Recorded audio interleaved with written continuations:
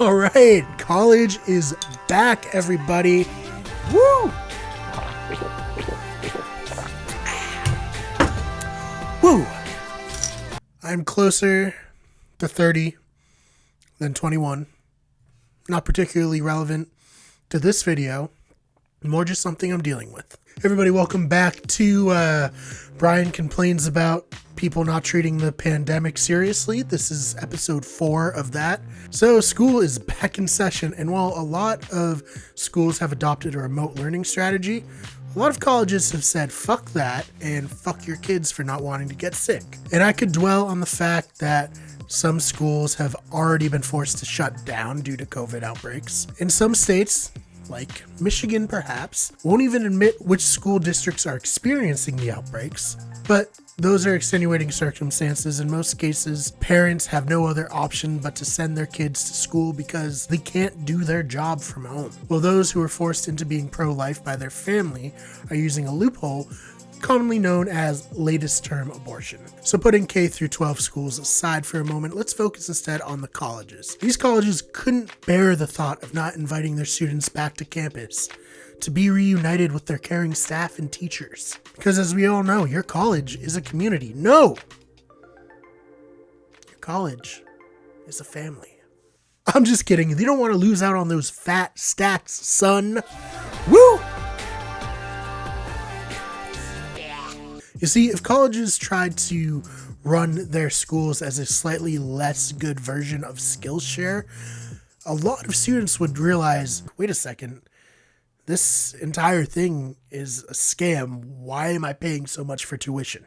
Instead, colleges need to invite kids from all over the country, in some cases from all over the world, shove them into cramped dorms, and collect that sweet room and board money. Then, so no administrators get blamed for the worst idea since, there have been a lot of bad ideas lately, so let's just say the worst idea since last week. Anyways, they have to get ahead of this.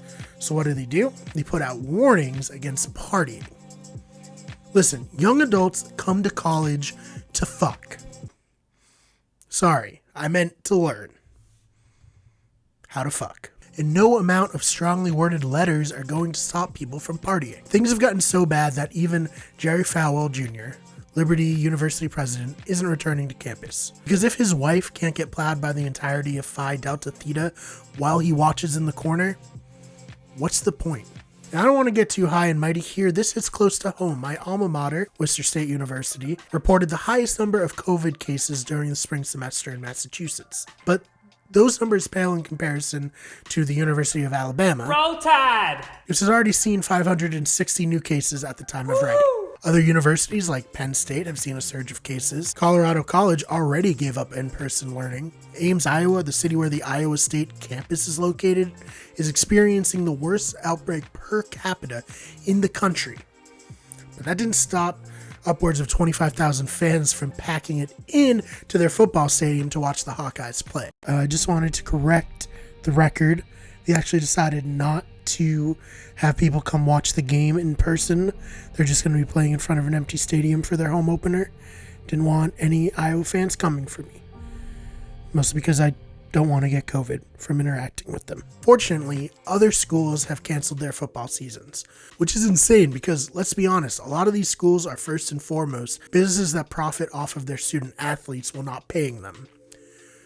That is a rant for another video. Anyways, gotta stick back to topic. COVID is really bad. It's not necessarily getting better because we're not addressing it, and we're just making it worse by making kids go back to school. A new model from Johns Hopkins University, says that we could have 400,000 deaths from the coronavirus in the United States by the end of fall. That is crazy. That's crazy.